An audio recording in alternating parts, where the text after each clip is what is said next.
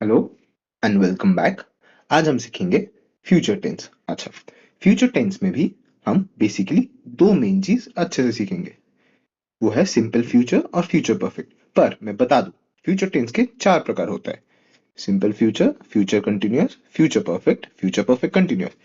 ये चारों में से हम बस फ्यूचर कंटिन्यूअस नहीं सीखेंगे। क्यों? फ्यूचर कंटिन्यूअस और फ्यूचर परफेक्ट कंटिन्यूअस नहीं सीखेंगे। क्यों? फ्यूचर कंटिन्यूअस मैं पहले ही वीडियो में बता चुका हूं। ठीक है, वो वीडियो देख लेना प्लीज। और फ्यूचर परफेक्ट कंटिन्यूअस हम इसलिए नहीं सीखेंगे क्योंकि ये ज्यादा यूज में नहीं है।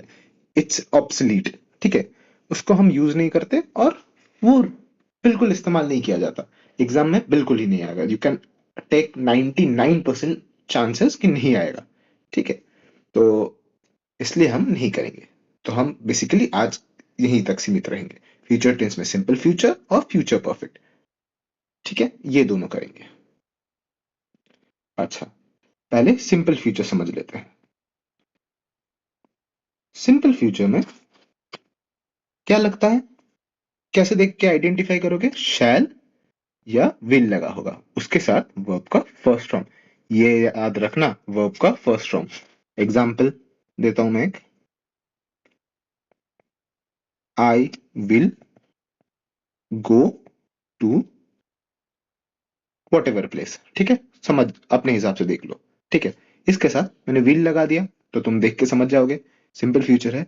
और ये ध्यान रखो, ये गो है, ना ही वेंट है, ना ही गॉन है, ना ही कुछ और है। तो फिर ये वर्ब का फर्स्ट फॉर्म है। ठीक है, अभी तुमको लग रहा होगा प्रेजेंट में वर्ब का फर्स्ट फॉर्म, पास्ट में वर्ब का सेकंड फॉर्म और फ्यूचर में वर्ब का थर्ड फॉर्म। नहीं, ना ना ना ना ना। वर्ब का थर्ड फॉर्म जहां इस्तेमाल होता है हम बाद में बात करेंगे। ये समझ लो, पास्ट में वर्ब का सेकंड फॉर्म और हर जगह वर्ब का फर्स्ट फॉर्म। ठीक है, ये याद रखना जरूरी है। ठीक है, मैंने क्या लिखा? आई विल गो, वर्ब का फर्स्ट फॉर्म लिखा। ठीक है, अच्छा। आई होप सिंपल फ्यूचर समझ गए। अभी फ्यूचर परफेक्ट करते हैं।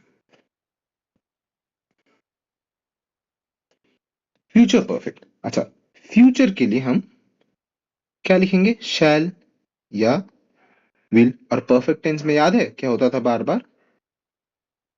हैव। ठीक है, हैज नहीं, हैड नहीं, हैव। ठीक है, और परफेक्ट टेंस में हम वर्ब का कौन सा फॉर्म लगाते हैं? मैंने हर बार बोला है, वर्ब का कौन सा फॉर्म? वर्ब का थर्ड फॉर्म। तो बेसिकली ऐसे तुम उसको आइडेंटिफाई करोगे। ठीक है, ये चीज रहा तो। ठीक है, अच्छा। अभी देखते हैं इसका यूज कहां करेंगे हम। ठीक है, अच्छा।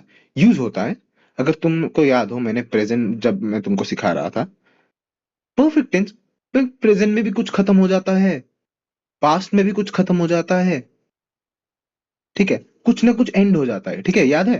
प्रेजेंट में कुछ खत्म हो चुका था, पास्ट में कुछ खत्म हुआ, उससे पहले कुछ खत्म हुआ। ठीक है, फ्यूचर में भी सेम रूल अप्लाई होगा। फ्यूचर में भी, तो फ्यूचर में क्या हो सकता है? फ्यूचर में भी कुछ एंड हो जाएगा। ठीक है, वो भी गिवन टाइम, एक टाइम गिवन टाइम होगा, या ना भी हो सकता है। ठीक है, एक गिवन टाइम के अंदर। जैसे I will give you an example. I shall have done it by next day.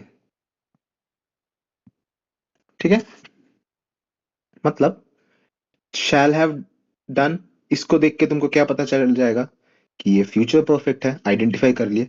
पर क्वेश्चन है, मैंने इसको इधर ही क्यों यूज किया? Why have I used it here? क्योंकि ये अगर फिल इन द ब्लैंक्स रहा और ये पार्ट ना रहा,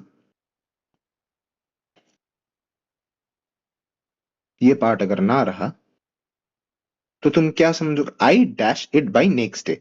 मतलब अगर ध्यान से देखो, ठीक है, नेक्स्ट डे में खत्म हो जाएगा और ब्रैकेट में फिनिश लिखा होगा। ठीक है, नेक्स्ट डे में खत्म हो जाएगा, फ्यूचर में एक चीज खत्म होगा एक गिवन टाइम के अंदर। तो ये इसलिए ये होगा फ्यूचर परफेक्ट। तो मैं future perfect shall have finish finished. ठीक है, ऐसे करते हैं। ठीक है, क्योंकि हमने सेंटेंस देख के समझा कि ये एक गिवन टाइम में फ्यूचर में एंड हो रहा है, फ्यूचर में एंड हो रहा है, तो इसलिए हमने उसको फ्यूचर परफेक्ट घोषित किया और फ्यूचर परफेक्ट यूज किया। Thank you, I hope it helped.